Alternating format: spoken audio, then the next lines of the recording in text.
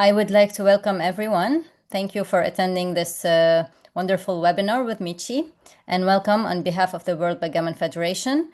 Our topic today is about the Prime and Blitz. And Michi, you're most welcome. It's always great having you, and you can just go ahead and start. Okay.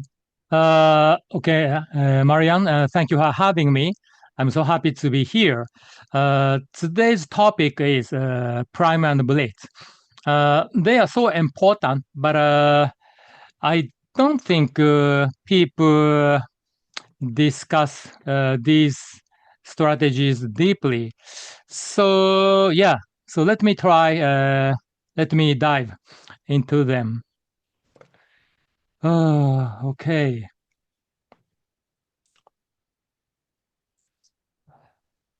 So let's start. In backgammon, there are two offensive strategies. The first one is prime. Another one is blitz. Actually, there are many type of game, like a running game, holding game, and back game. But the only priming game and blitz, only they are offensive strategies, in my opinion.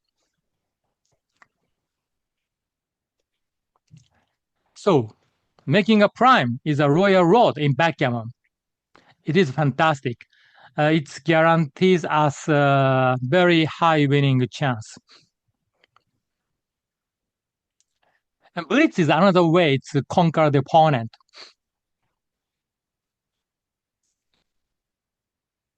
Okay, so let's start from a prime. So what is a prime? Probably all the participants know about it. But I want to make sure. So prime refers to a series of consecutive blocking points, making it difficult for the opponent backchecker to escape. Is it clear? So here's the example. So both sides, white and black, they both made a prime. A white made a 5 prime, and black made a 4 prime. Is that okay?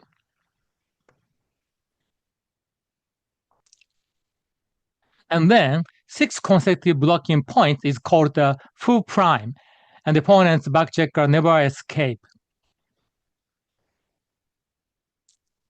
So here, only white completed a full prime.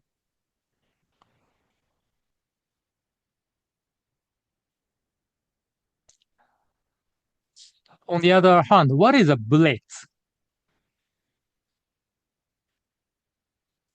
The goal of a blitz, complete a closeout in the early stage of the game. Is it easy and clear?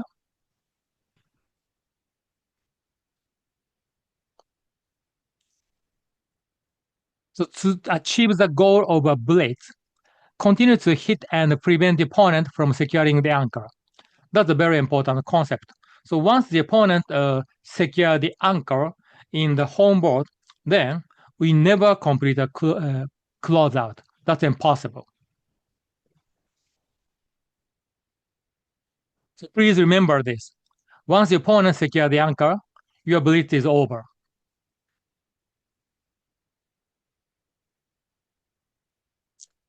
Then the benefit of blitz, it is winning a gammon. Often, if we succeed in completing a closeout, we're going to win a gammon. We're going to win the double games. That's really great. So the typical situation is we double at the proper moment and win a gammon. Then we're going to get the 4 points. It's really good.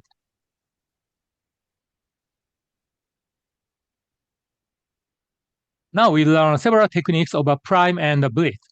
So here's the first one. How do you extend a prime?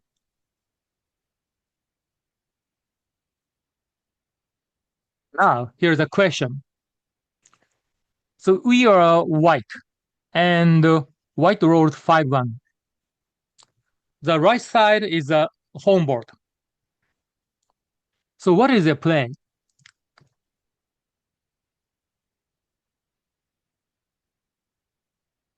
So probably 13-8 is the use of a 5 or 11-10, 11-6. That's the use of a 5. Which is better? Before that, we have to have an objective. What do we want to do? So we are behind in the race. Actually, the diagram shows a pip count. White pip count is 150, which is shown at the bottom in the center. And black pip count is 139. So we are behind in the race.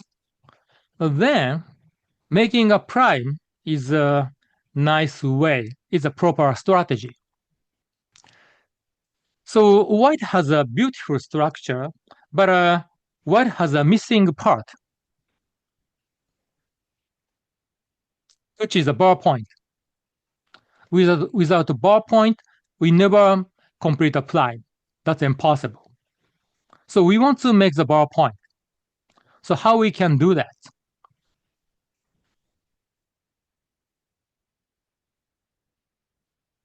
Okay, here is the answer. So 5 should be 13-8, and then 10-9. A typical mistake is playing a 1 with 11-10. That's a typical mistake. We don't want to leave many blots. Then 11-10, we have no blots. We may feel comfortable. Okay, the opponent never hit us. Oh, I'm feeling good. But this is not the right idea. We should have an objective, which is making a prime. Then the bar point is a missing part. So we want to maximize the builder for the bar point. So 11-10 is safe, but it reduces the number of builders for the bar point. So 10-9 is the best strategy. Another idea is 13-7, which directly slot on the bar point. But this time, it's too much. The risk is too big. The best play is safer, and it's also very effective. So as a resulting position, we have 4 builders for the bar point.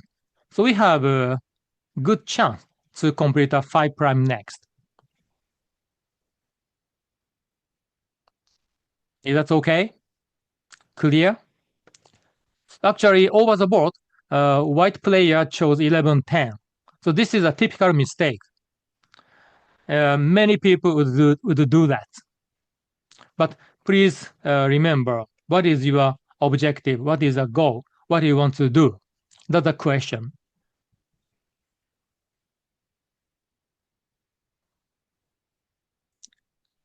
Yeah, it is about slotting. If you have enough amount of builders, then slotting is unnecessary. The risk is too big.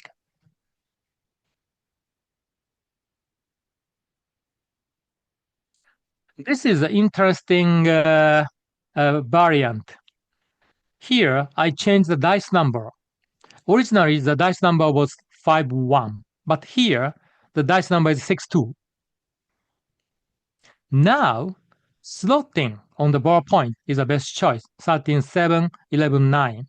Oh, by the way, slotting is a tactical play which put a single checker on a point we want to make.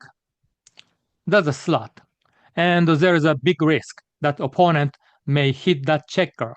But the reward is also big.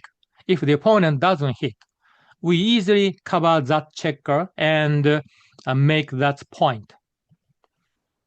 So slot is a technique which has a big risk and big rewards. So here, slotting is the best choice. So why that? What's the difference? Yeah, let's go back. So when we roll 5-1, slotting was unnecessary. But when we roll 6-2, slotting is the best play. So some people get confused. Why that? What's the difference?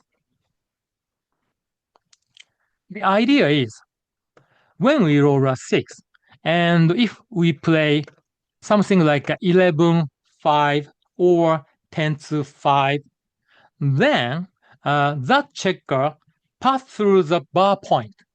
We want to make the bar point. So we don't want to pass through the bar point. That's a downside. It's a big downside. That's why when we roll a big dice, then we want to directly slot on the bar point. We don't. It's unnecessary to put a checker on the 6 point or 5 point, 4 point, because now our objective is making the bar point. So once we have the objective, then we can pick a proper way.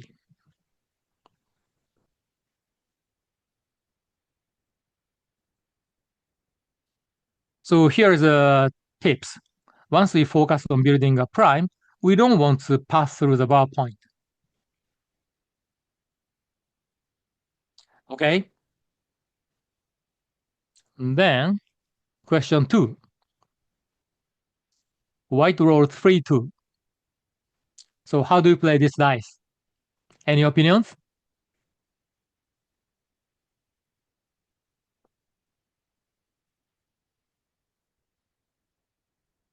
Actually, there are many chat. Okay, yeah. I'm sorry, I didn't find the chat, but now I see the chat. Okay.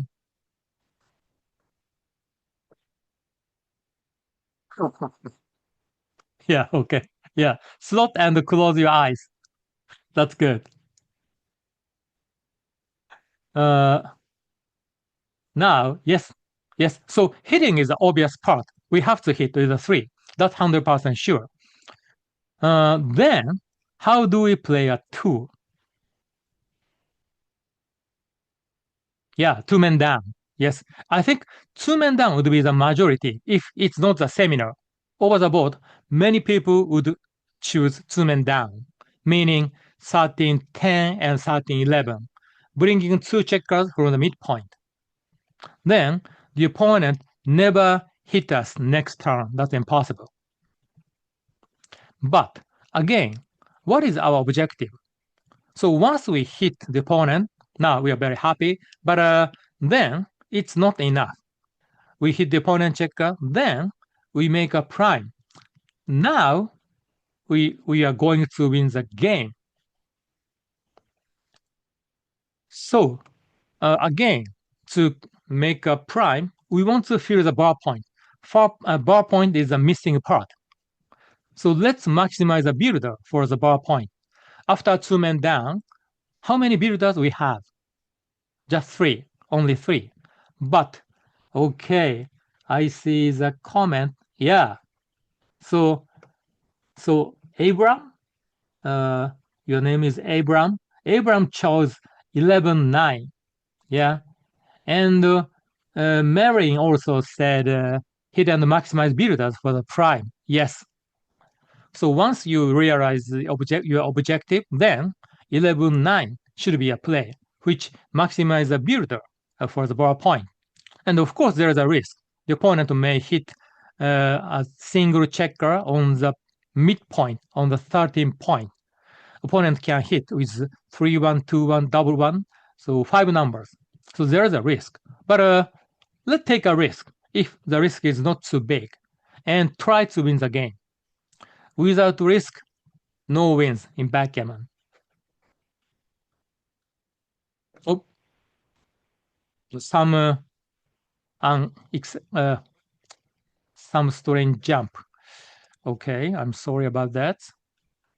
All right. So this is the analysis. So after hitting, 11-9 is the best play. And surprisingly, any others are blunders. So please be careful. Have your objective. Know what you want to do.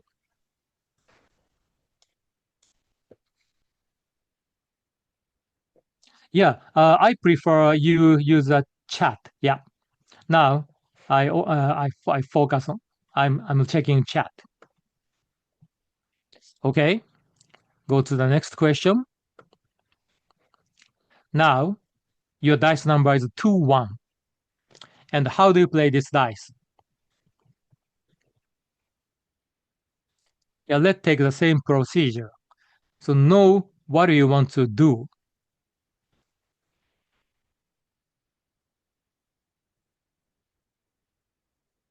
Yep.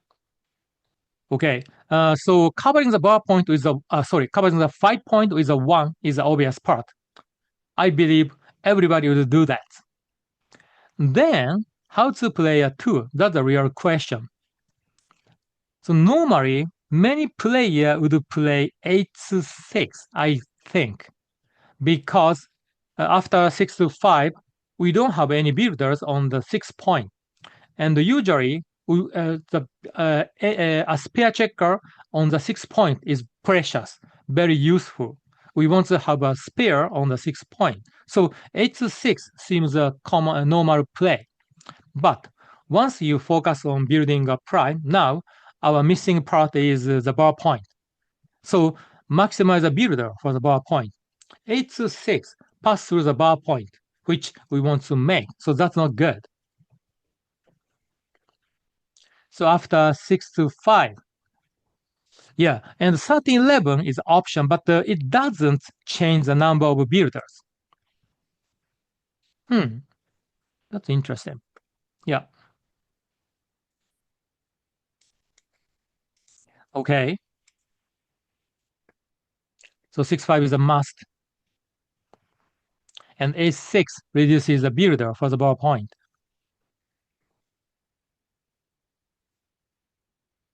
So 11-9 is the best play. And 13-11, so we need to consider 13-11. 13-11 also keeps the 3 builders for the bar point. So the chance we make the bar point next will be almost the same.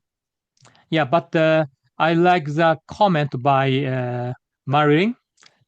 If you come off the 13 point, then double 6 becomes a joker. Yeah, after we lose the midpoint, double 6 will be a tremendous joker. So that's why we want to keep the midpoint, yeah, on this turn. Does this make sense? And normal looking play 8 to 5 is it's almost a blunder. Wow, the difference is very big. Any questions?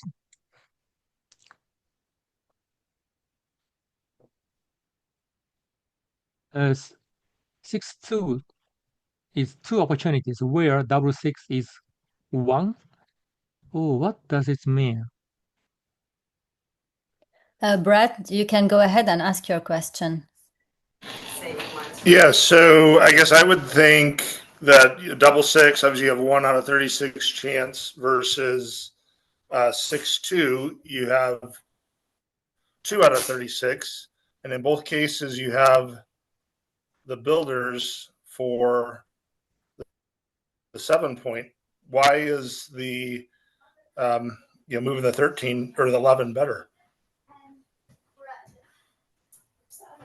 Oh, okay. So any specific doubles is 1 out of 36. And in other hand, any combination is 2 out of 36. So the chance of double is half compared to the combination. Here, but anyway, double 6 will be a tremendous joker. The swing is so big. Plus, the checker on the 9 point itself is useful because the 9 point is a part of the prime. So currently, your front edge of a prime is a 4 point. So from the 4 point to the 9 point is the zone of a full prime. So putting the checker on the 9 point itself is also good. Next, we can complete a full prime with 6-4. Yeah, but if we choose 13-11, then we don't have any number to complete a full prime next. I think that's also the reason that 11-9 is better than 13-11.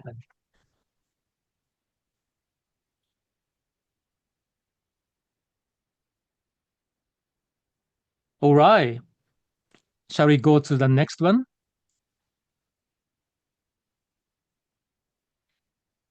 The question 4. How do you play 5-2 from the ball?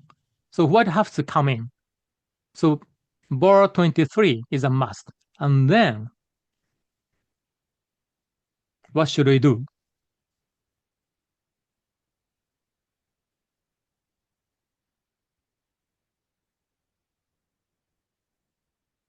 Okay, now I see some answers. Yes, go to the 5 points. So 10-5. Yeah, 10-5. And hit. Oh, hitting is exciting. But if we hit, that means it should be a blitzing position. But I don't think this is a blitzing position. We don't have any stacked point. We have a kind of beautiful structure. So I don't want to hit loose on the 1 point. Yeah.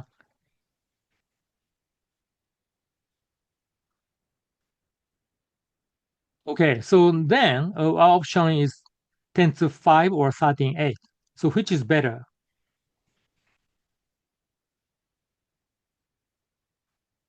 So again, what is our objective? That's a very important question. We should know the objective. Without objective or without the goal, how can we play backgammon? So we can check the race. Now it's easy. We see the pip count directly. So white is 170, black is 126. The difference is big. Actually, the difference is gigantic. White is way, way behind in the race. In that case, our only winning plan is a prime, making a prime, as long as the opponent backchecker still exists. Then, once we make a prime, we can win, even though we are way behind in the race. So again, to make a prime, we have to fill the bar point. The value of the bar point usually is third importance. The most important point is a 5 point. The second is a 4, and the third is a bar point. But in terms of the prime, the 5 point and bar point are both super important. Without the 5 point, with a bar point, we never make a prime. So we really want to make the bar point. And if we play 10-5, that checker passes through the precious 7 point. That's not good. Does this make sense?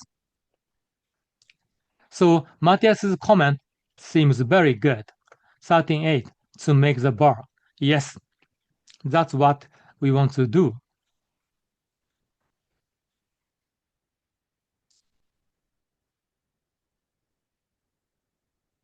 Here is a rate pip count.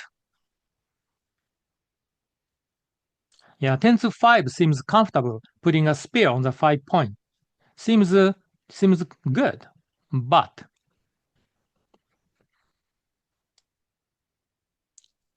okay, here the difference is not big, but the amount of errors is not a big deal. The importance is the idea. The importance is a concept. So here, I believe 13-8 shows a clear concept. We want to make the bar point. And actually, it strips a midpoint. It's not great. It's not great. But stripping the strips the midpoint is actually at some point we have to do that. We cannot keep 3 checkers on the midpoint forever. That's impossible. At some point, we should strip the midpoint, and at some point, we should break the midpoint. Yeah, so once we see the objective, then we can realize what we want to do. So big race deficit strongly supports making a prime. If the race difference is small, then prime is not mandatory.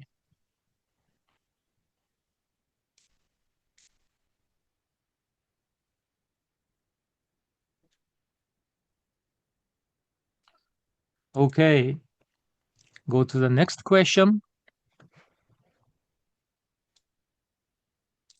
Now, white roll 2-1.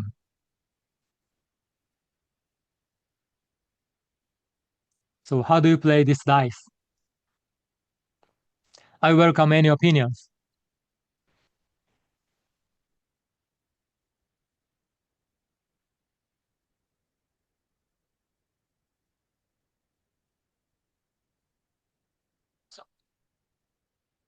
Yep. It's a 7. Yes, hitting for sure. We have to hit for sure.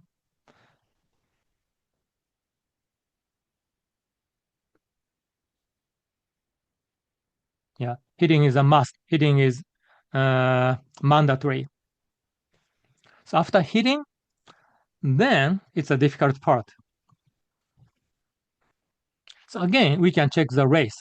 White pip count is 161. Black is 122. So again, the difference is quite big, almost 40 pips. So even after we roll 2-1 and hit, still the difference is 30 pips. 30 pips down is it's a gigantic. So then our game plan is clear. We want to make a prime.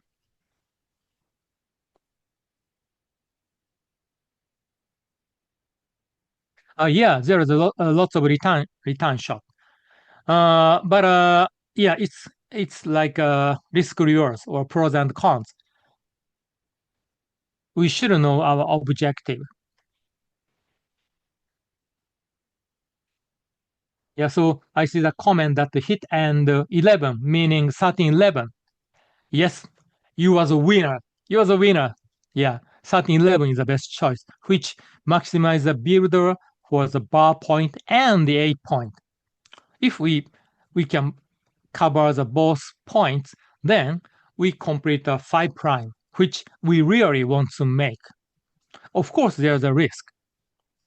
But how we turn around the table, we are book behind in the race. We have to take a risk. We are the underdog. We are the underdog. So 2 becomes a favorite. How can we do? We have to take a risk.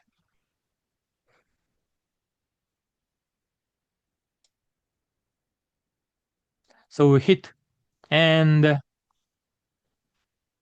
yeah, we don't want to pass through the bar point. If our objective is making the prime, making the bar point.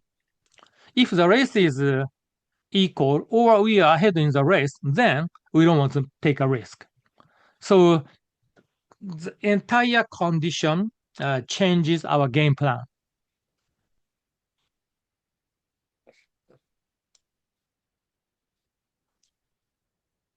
So 13-11, 8-7 is the best.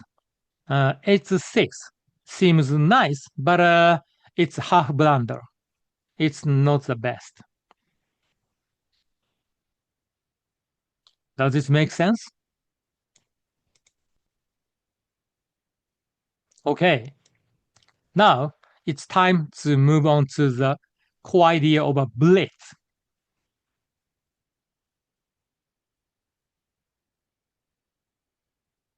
So here is the example. A black rolled 6-2.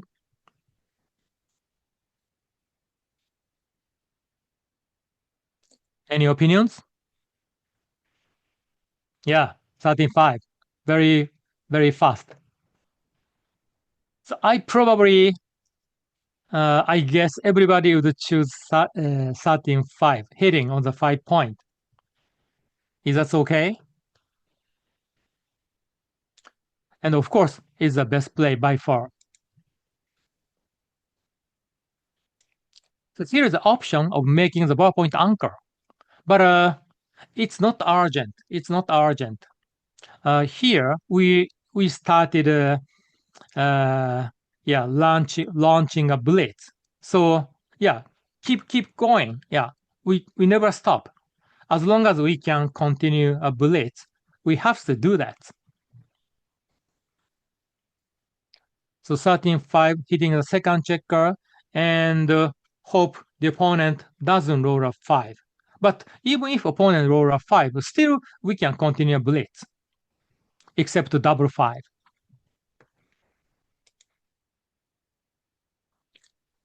So this is a key principle in blitz. Attack to prevent her from securing the anchor. Yeah, to prevent the opponent from securing the anchor.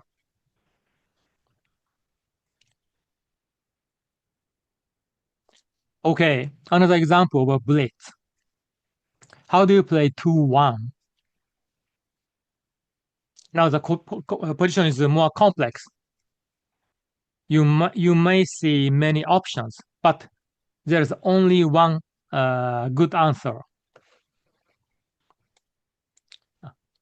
Yeah, guys, double hit is not the answer because we have two ways of double hitting. So you should specify which double hit. Yes, that's right. That's right.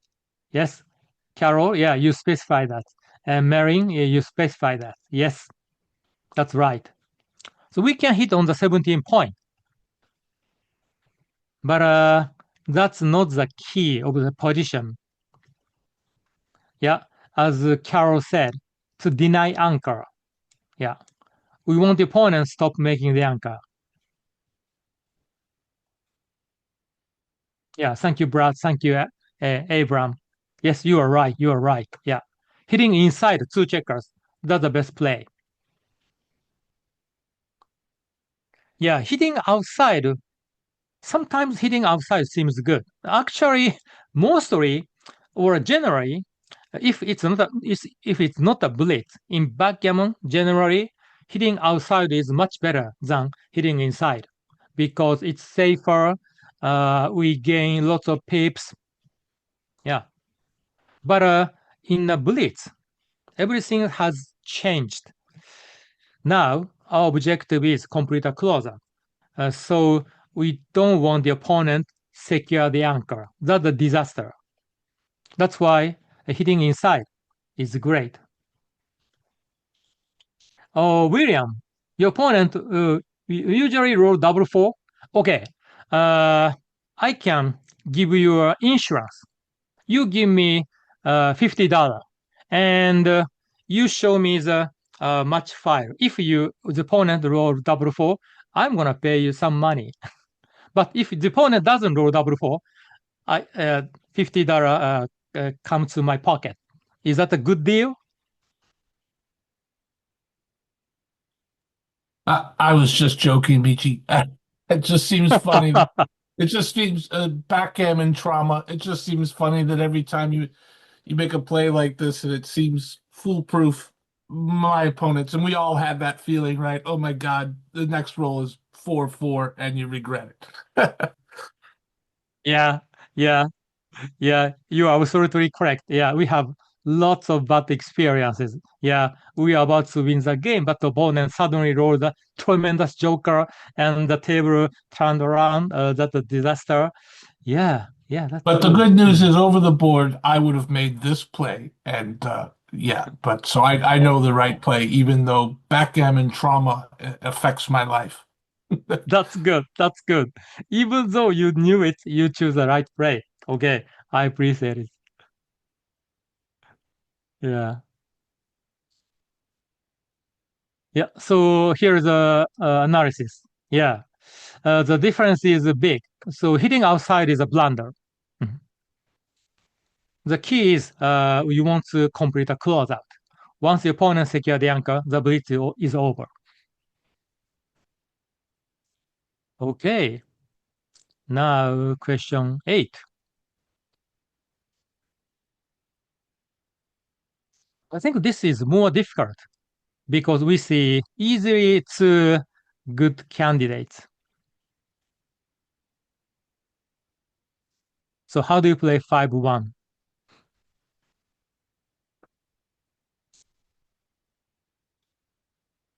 Okay. Marin, you are very fast. All right. I see what you chose. Abram, okay. So you are on the same page.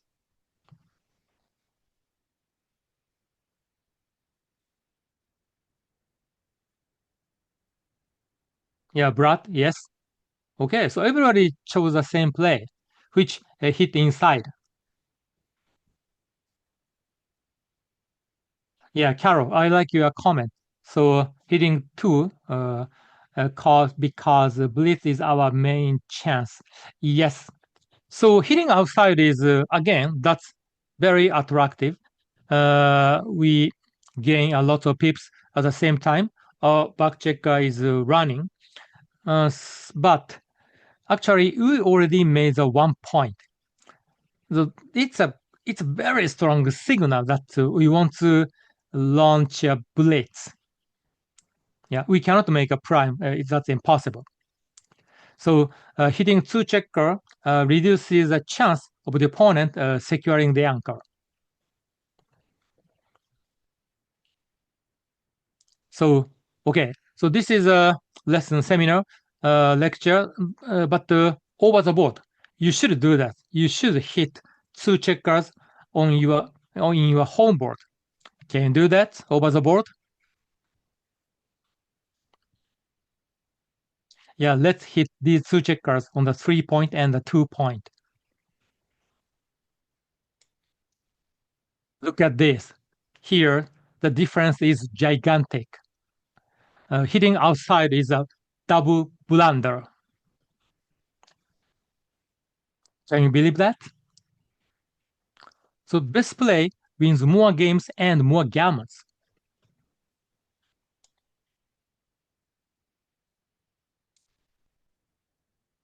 Okay, now we have 2 positions left. How about 6-5? Again, we are white. Actually, always we are white.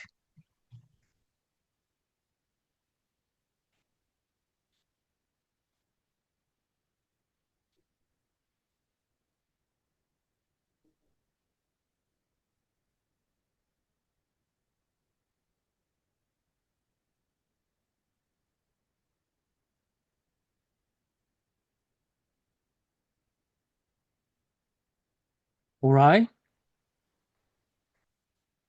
I see 3 people chose to hit 2 checkers, double hit. And Brad, we are winning the race. So 20, 8, 11, 16, 11. Oh, okay. Brad, you are observing the race. That's really good. So what Brad said is correct. This time, white is ahead in the race. Okay. But or maybe I should mention that black's 1 checker is on the bar. Black's 1 checker is on the bar. So I think hitting on the 7 point is a must. I think it is a must. Then 2 checkers are on the bar. So hitting from the 13, it must be a correct. Even though we can secure the anchor on the opponent bar point with a 6.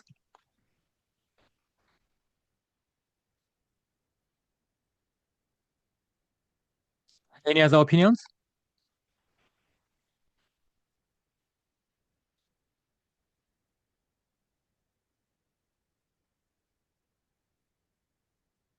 Okay. All right. This is interesting. Yes. So hitting 2 checkers, putting 3 checkers on the board, attacking on the 1 point is an overplay here because of the lack of the materials. Especially, we lose a spear on the 6 point.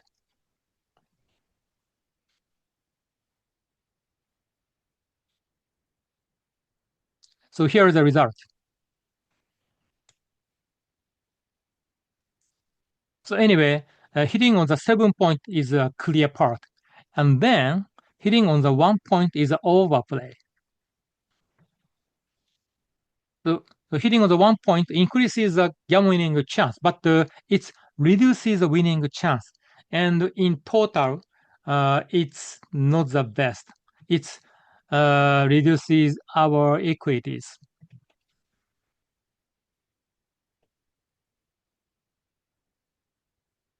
Does this make sense? And I'm very curious that what Marin said. So even very early on, when opponent has split to your 7 point and you roll 6-5, it's normally right to hit 2. Yeah. Yes, that's correct. Let's say the opponent in the opening roll, as a starting position in the opening roll, the opponent rolls 6-2. And usually opponent split back checker. And then you roll 6-5. Okay, so this time hitting 2 checkers is the best play.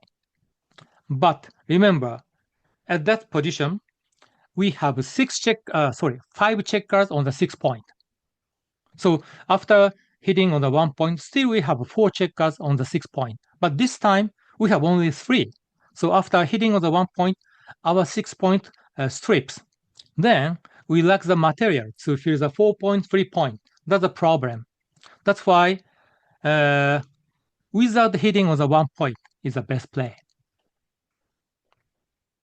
Okay, let's go to the last question. It's almost the same. It's almost the same as the previous position, but small change. Do you see the small difference?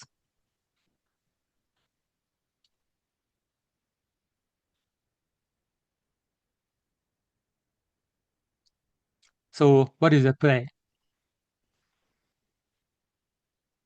Okay, Mary, now yes, you found extra checker on the 6 point.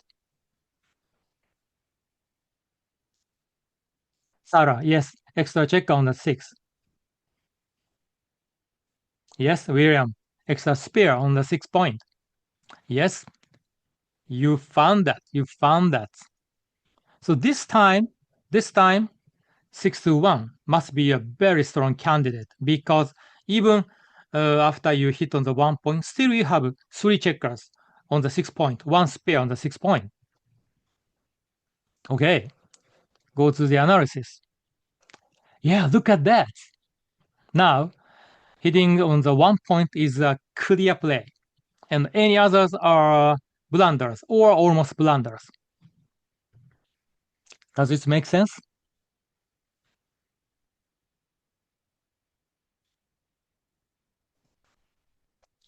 And any questions?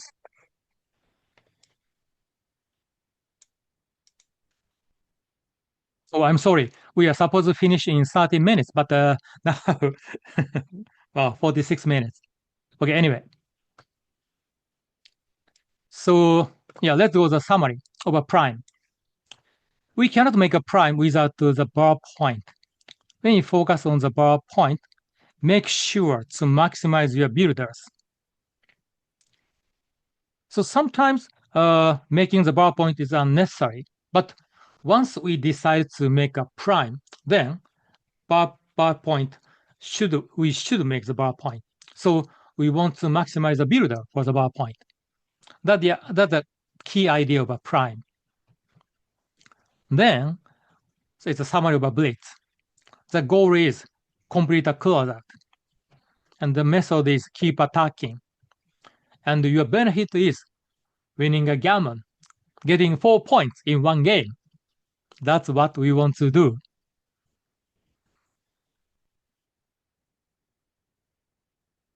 All right. So I welcome any questions.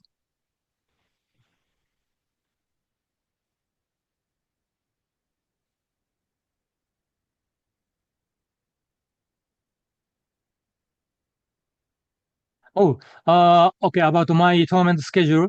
First, in November, I'll come to the Miami Open. And then next January, I'll come to New York. Yeah. So, yeah. Yeah, we can see. We can see there.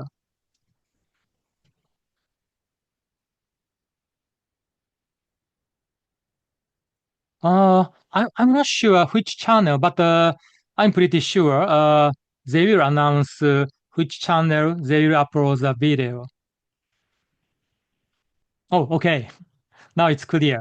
World Backgammon Federation YouTube channel.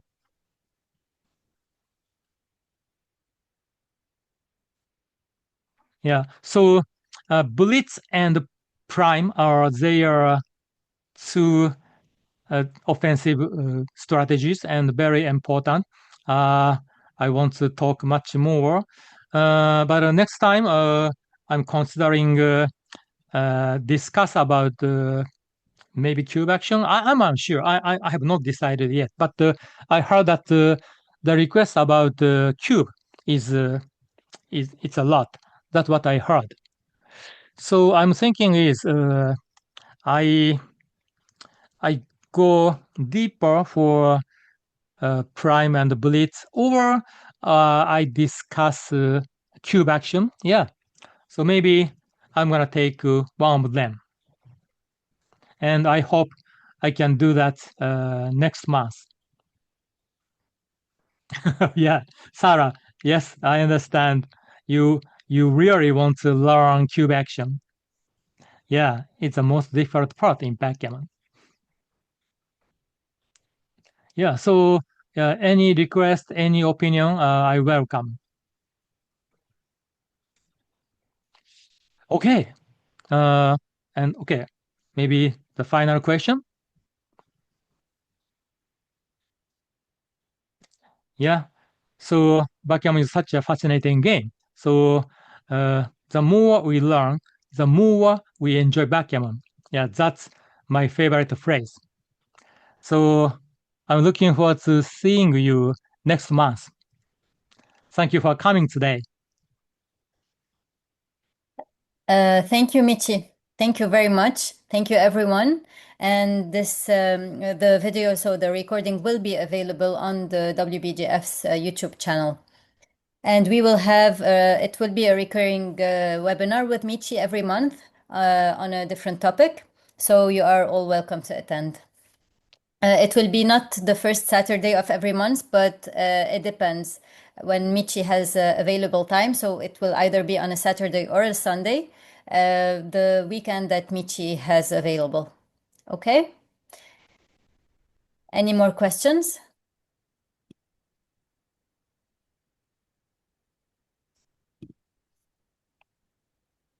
Perfect.